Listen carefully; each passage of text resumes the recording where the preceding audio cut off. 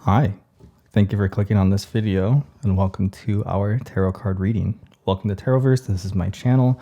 I'm going to be looking at whatever wants to come up today from the cards. Usually it's going to be between a love reading and a spiritual reading just based on your energy. It depends where the cards want to take me. So yeah, this is going to be a general reading that can apply to you at any time that you come to this reading. Keep in mind, these readings are aimed for the collective. Don't take it too personally. What I mean by this is you're going to see a lot of synchronicities in this reading if it resonates. Spookily so, maybe. You know how these things go. But that doesn't mean that everything has to apply to you. There could be messages for other people that don't apply to you. Or you may find that the reading just doesn't resonate. That's totally okay. But odds are that if you felt drawn to this reading, there's going to be something in here that can really help you at this time with whatever you're seeking. In the extended, I generate a bunch of questions based on the content of this reading, and I go into those questions and answer them. You could check out the extended in the description box below and go to the extended's description box to see the questions that I'll be answering if you're interested. So I think that covers it. Let's go ahead and begin, you guys. Thank you very much for your support, your kindness, and your love for the channel. Let's see what comes out from this deck. All decks are listed in the description box with a bunch of other information. This deck is just going to be whatever comes to me, almost like looking into a crystal ball. So let's go ahead and get this started.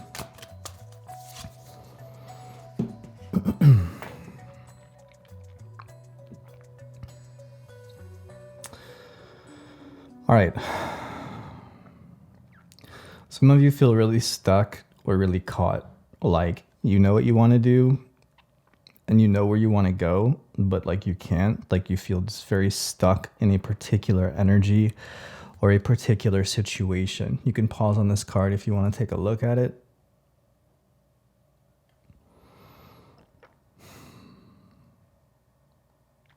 It's almost kind of like,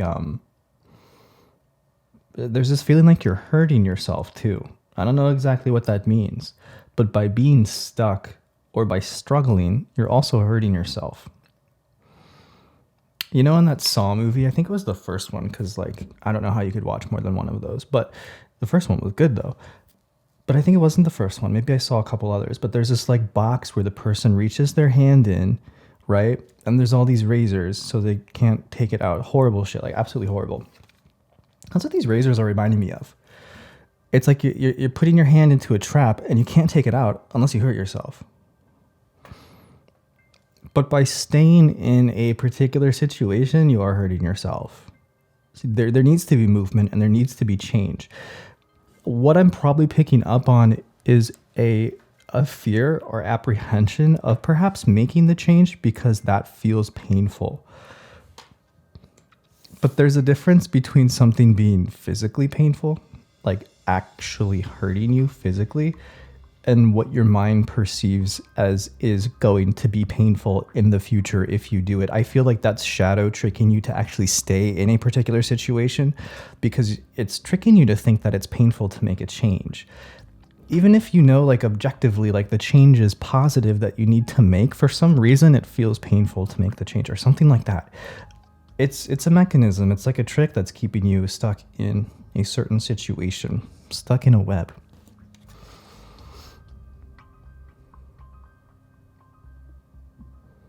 So the web needs to be burned.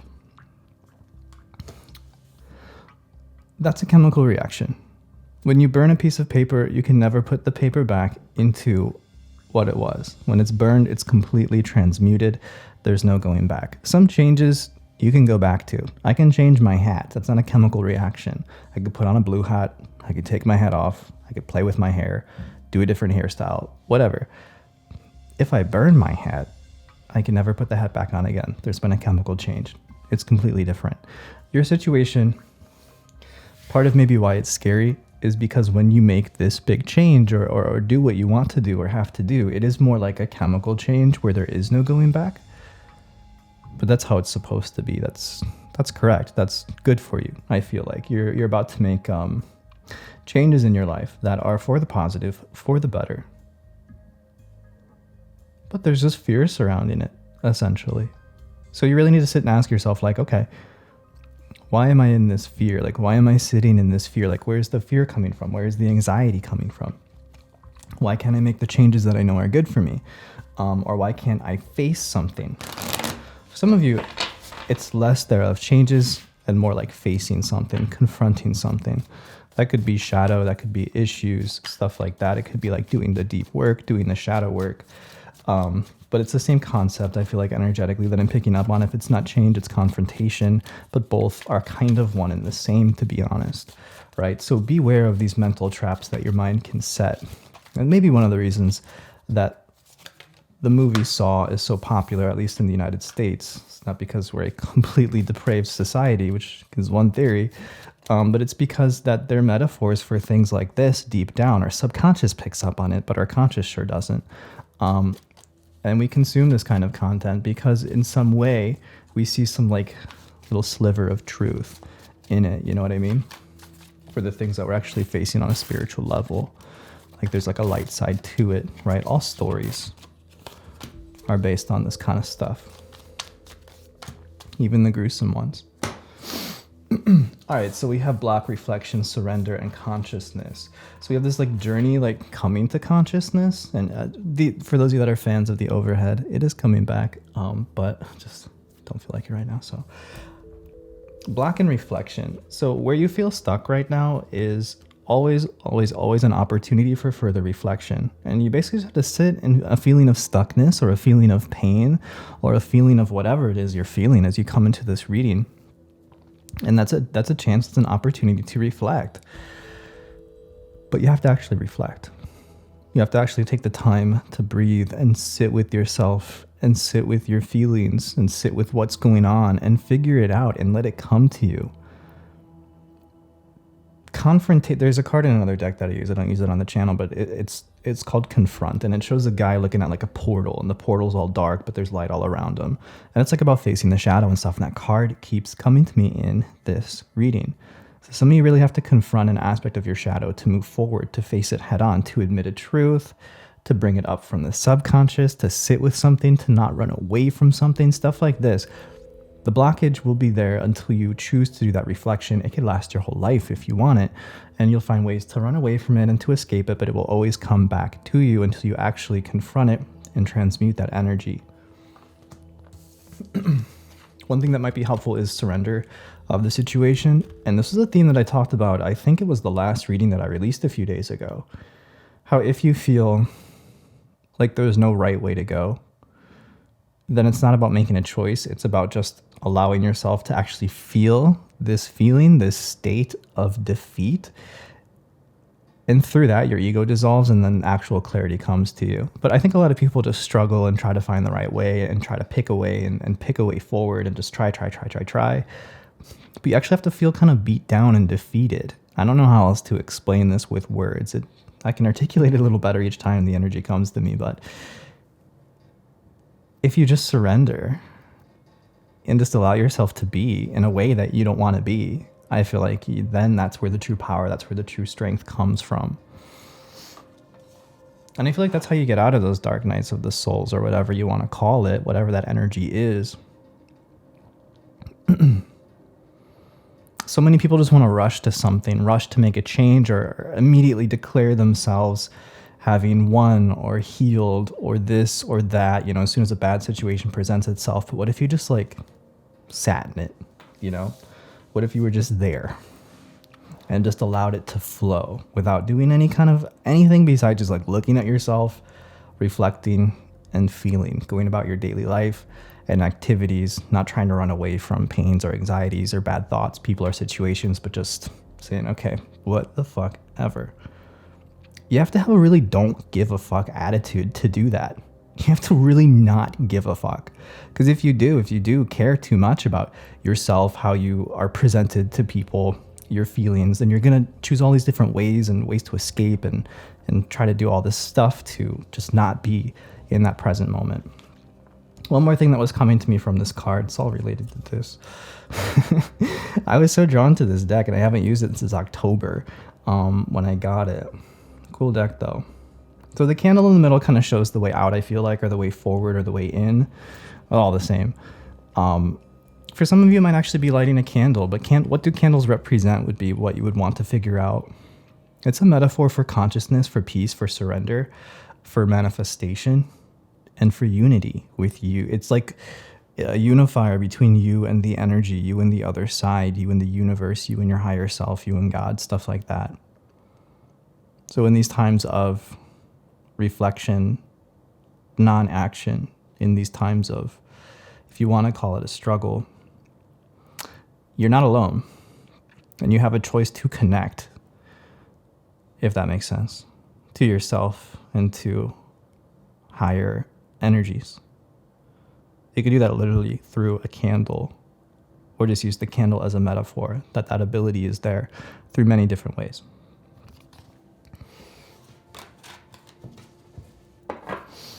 Bottom of the deck, little pentagram thing, kind of cool. Top of the deck, what's up, Scorpio? My Scorpio is like, hey, you forgot about us. You don't do sign readings anymore. You know I still love you, Scorpio. I'll just leave this for anyone that, maybe these are some kinds of confirmations or some kind of hits intuitively for some of you. I'll just leave it there for you guys, top and bottom of the deck. To me, what do I get intuitively? It's a call for deepening your spirituality, for ritual practice, for magic and stuff like that. There's a feeling in the vibe here of like a unity with the earth and with the energies that are flowing. That's a message for some of you. Some of you, you're not into that right now, and that's okay. Just sit with yourself. For others, deepen your connection to the earth and to the magic energies around you right now. Top and bottom of the Prism Oracle were this. Again, rest and illumination is showing me that your best medicine right now is to just sit and be.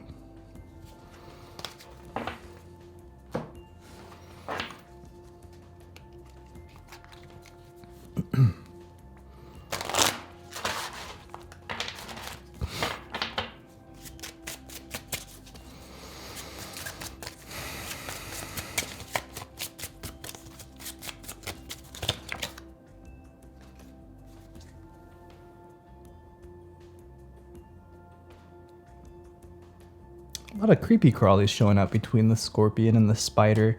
It's interesting. You'll probably see me wear it on the channel in the future. I just ordered a shirt that had all these little spiders and centipedes on it. Real colorful. It reminded me of like little kids' clothes, but I was like, I gotta buy it. Now they're popping back up. So it's a vibe today. It's a vibe for the reading. We'll make note of that. See what comes from it. Pisces. Always an energy that likes to come to the channel. The veil on the top of the deck. There is definitely a feel. Okay, ooh.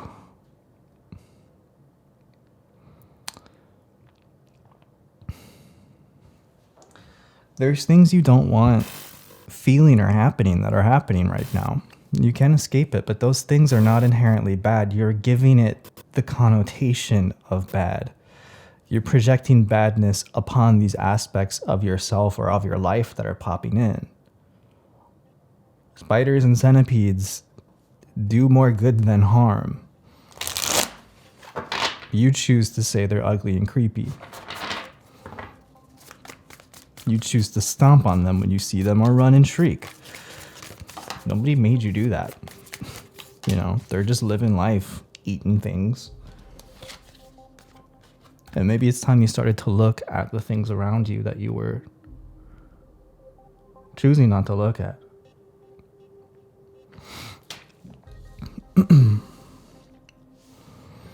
We project a lot of the things that we repress around us. And you might be doing this because it's coming up in the reading. Think of your closest friends or people that you see every day. What can you pick out most about them in a negative way? What turns you off the most about them?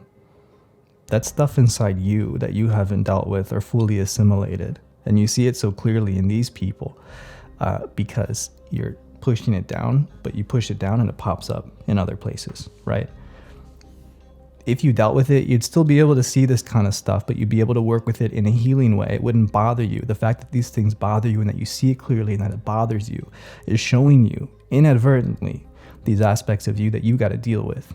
right? And you may not see it in people that are close to you, although that's most likely, but you might see it in other things, in society in general, splitting things into good or bad, like spiders and centipedes. I mean, I'll admit centipedes scare the shit out of me, but I don't think they're bad. Just don't want them in my house. The snare. And that's just like that, the Birds of Prey Oracle card that we pulled with the spider webs on it, which I think I just shuffled back in prematurely. Where'd it go? Oh well. It's a feeling of being stuck, but you've got to face what's there.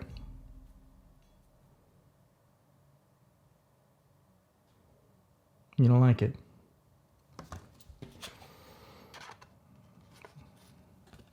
Deal with it in a healing way, slowly. Any aspect of you that you haven't integrated, that you haven't dealt with, that you haven't confronted, when you do, it just makes you better. That's all it does. It gets converted into a strength.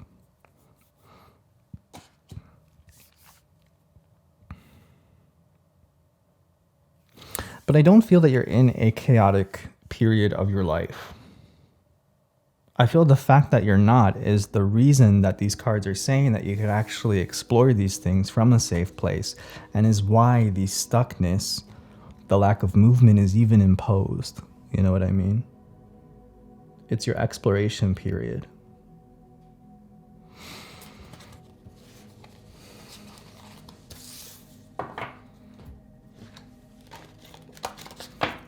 It's at the bottom here. We got trust at the bottom and harvest at the top. The abundance is right there. You got to trust that the abundance is there with you. How much better the harvest will taste once you've had to eat a bunch of shit for a while. You know what I mean?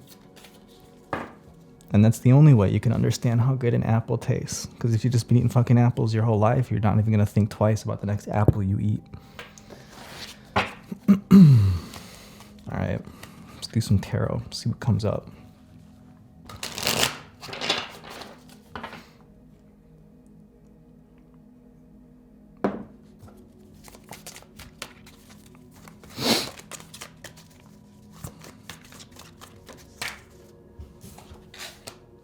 Knight of Swords. Almost look like the Chariot to me.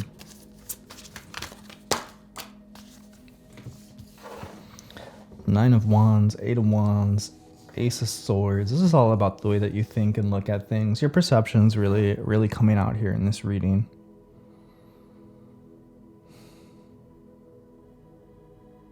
All right. What else wants to come out? We'll get to that message in a second.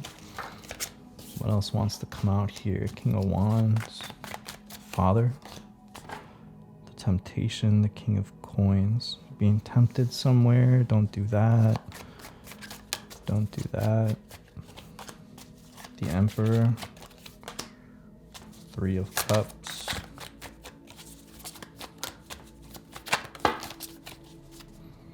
Emperor, Three of Cups, Seven of Cups, King of Swords. Nine of Pentacles. All right, let's start with this over here because it's kind of in key with what we've been talking about anyways.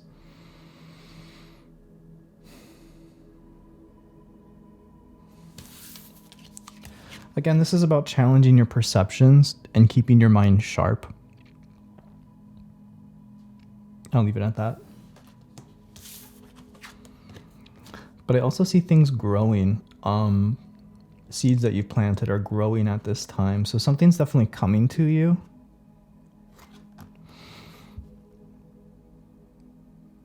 It's like, okay, in order to change your physical reality, you have to look at it differently. Once you start looking at it differently and slowly kind of training yourself to see things in a different way that works for you more, a more integrated way to look at yourself and life, you'll start to see the things that you want or the seeds that you planted start coming to you, but they don't exist in the reality that you're living yet. Like they do, but maybe consider it like on a different timeline. When you start looking at things differently, you cross over into the timeline where the things exist that you want to happen and they start to happen. It's like you need to take that little step. In the future, I see you being challenged. This could be in business. This could be in love. We got the King of Wands, the Devil, which is the temptation, and the King of Coins. This to me feels like a test of almost your morals. Will you do what the old you would do? There's like the easy unhealed choice, and then there's like the new powerful you choice. This could be in love with romantic partners. This could be in business or your workplace, especially if you are a leader or someone with a lot of responsibility in the workplace. It could also have to do with physical health and just the way that you live your life, but I'm really going with work or love here for this in the future, this moral choice.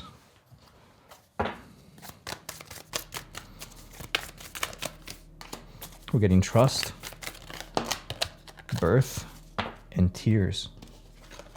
So you need to trust that what you're doing is for your greatest good, that you are making the best choice, because intuitively you're going to feel that you need to do something. But again, it might be hard and you may not see immediate results. So then you may not do it. But your intuition will tell you that it's for the best.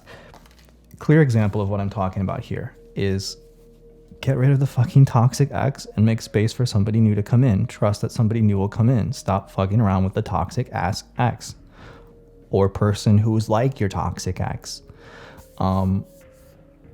That's it. It's hard to let go and to be lonely and to not have anyone versus letting go because someone new's in and the transition is easy, right? I think you're going to be in a space where you have to let go and trust that you're doing the best thing, and then kind of go through whatever you're afraid of going through, and then seeing that the results come, the next person comes, whatever comes later after the fact. It's like that. Doesn't have to be the exact situation, but that's a more clear example of the energy that I'm talking about.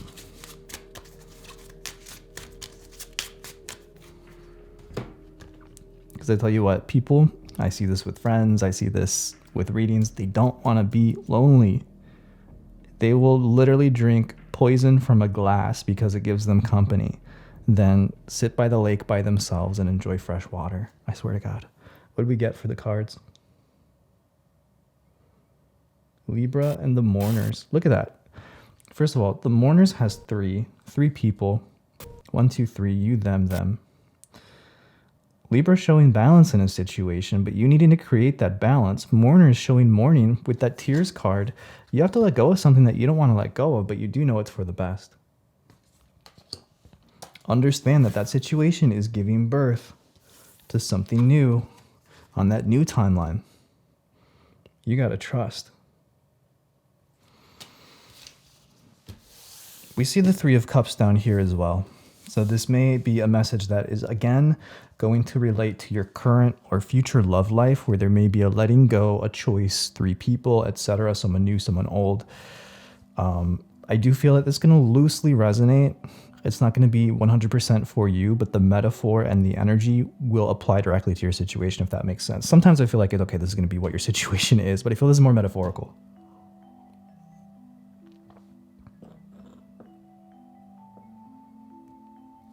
In fact, I see some of you just choosing to work on yourselves and be alone for a while. The Emperor, 3 of Cups, and the 7 of Cups. You're prioritizing your happiness. I really like that for you. That shows maturity. That shows growth, healing.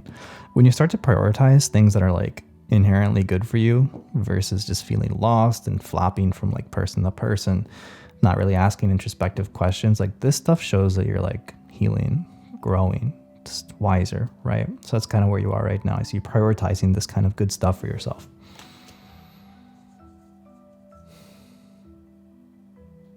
But there's also choices as well coming in. And you have to choose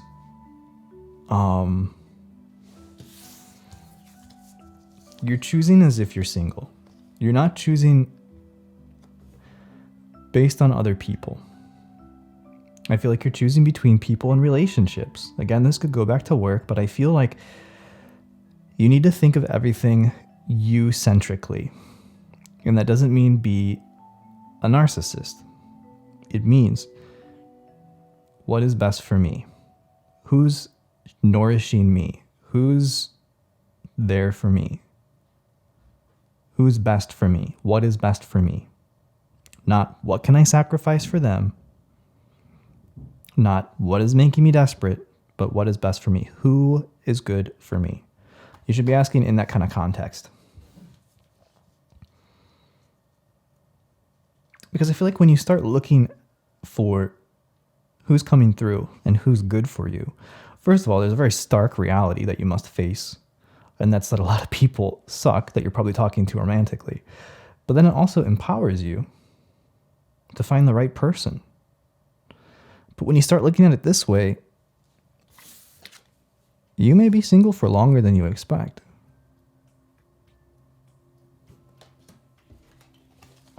There's something coming to me, and then it left. But I don't feel that there's singlehood here. There's a lot of choice.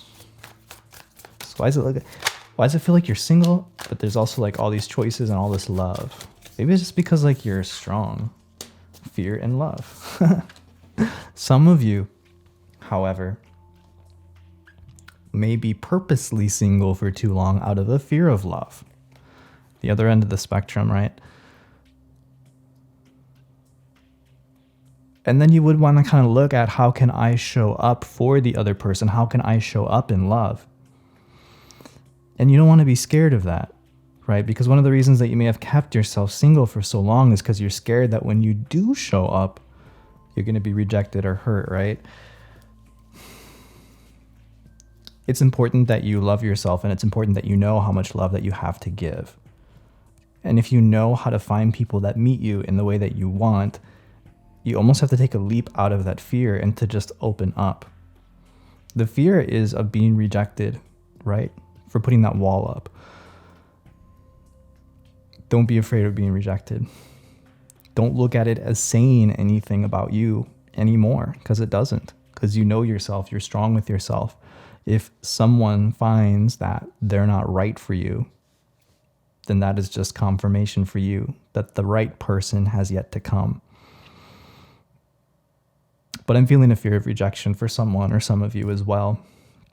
It's not about, people coming to you and all that. It's like, shit, when I finally open up, I can't. Stuff like that.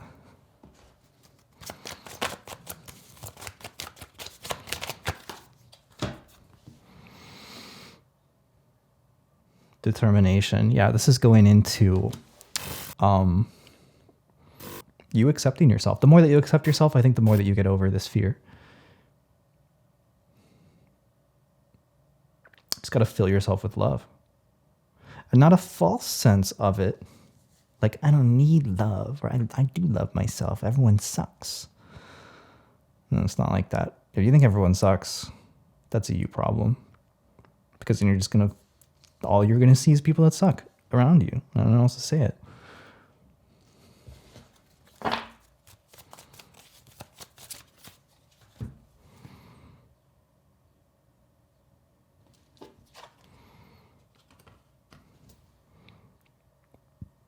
This all to me is reminding me of the crown chakra. And I feel a connection with spirit, kind of like going back to the first, the Bird of Prey Oracle card, that candle. I feel like that's really going to help you see yourself clearly and understand your worth and your value, which is going to help you in your upcoming love situation. This should give you enough to brainstorm on, I feel like, to help you out in whatever you're feeling right now. One more thing though, the dude in the Nine of Pentacles, kind of having a thing with that bird. Birds are messengers, right? So pay attention specifically to birds, but also just messages that may be coming to you in general. You'll only get these when you're alone. Okay. Actually, what I'm going to do for the extended is I'm not going to generate questions for this one because I think this was pretty full of answers and insight. What I want to do is those of you that are dealing with one other person or just want more advice or insight, I'm just going to do a more specific love reading in the extended.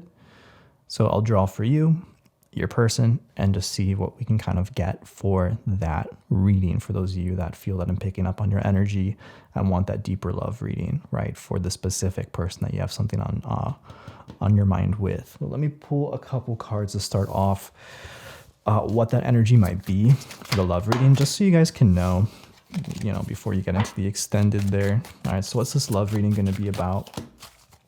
So we're getting the Seven of Swords. All right, juicy. What else? Listen and explore. So there's worry here that somebody's being dishonest or somebody's lying. Right, with the Seven of Swords. There's a worry here about deception. I feel we're wondering if it's really actually going to be that way or not. Are they just lying? Are they just avoiding? Are they being honest? Or is it just like in my head? I feel that there's this kind of like limbo space that I'm picking up on. So we'll explore that. If that's the dynamic between you and the other person, great, you can come join me. If it's not, then don't come to the extended. Thank you very much for coming to this reading. Be sure to subscribe if you're not subscribed already. Like the video, comment below.